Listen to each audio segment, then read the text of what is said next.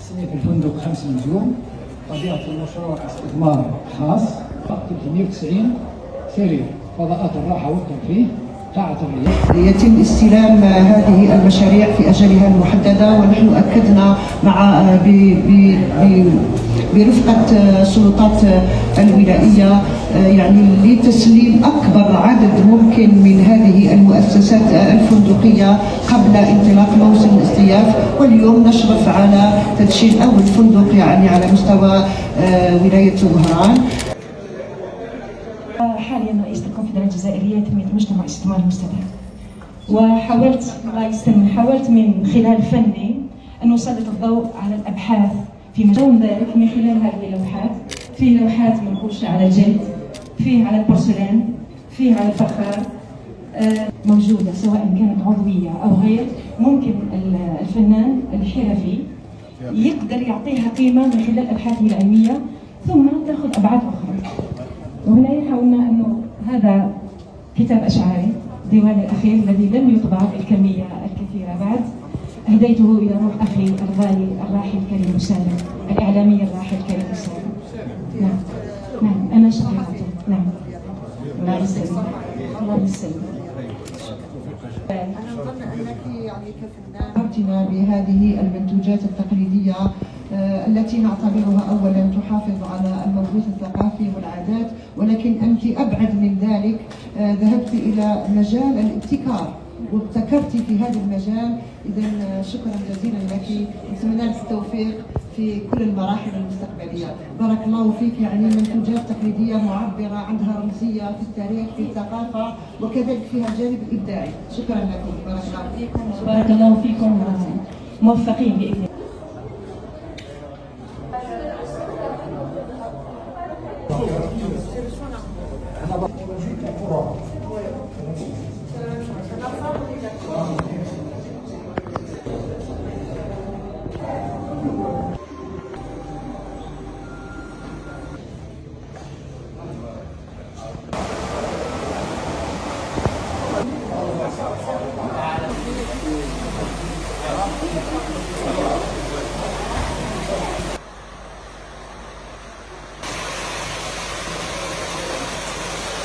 هذول الشنط اللي راهم في مستوى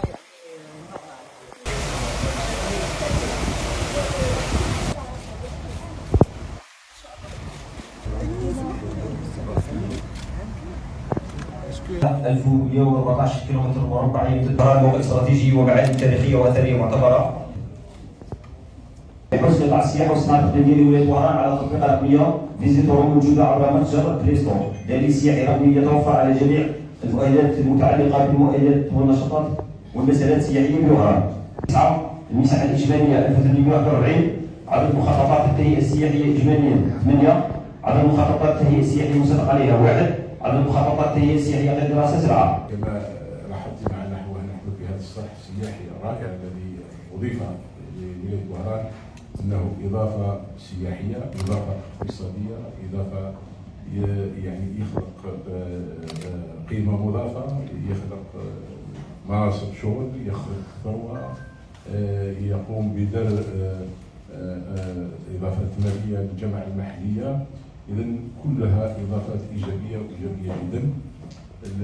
الحمد لله الاستراتيجيه التي يعني تشرفنا عليها كممثله الحكومه، استراتيجيه السلطات العليا للبلاد تؤتي ثمارها رغم يكون هناك صعوبات، ولكن بصفه عامه الحمد لله اعتقد اننا في الطريق السوي، في الطريق السديد ان شاء الله للمضي قدما بهذا القطاع المهم جدا، والذي ان شاء الله يجعل من ولايه وهران هي اصل ولايه باهيه، ان شاء الله يزيدها بهاء ورونقا وجمالا.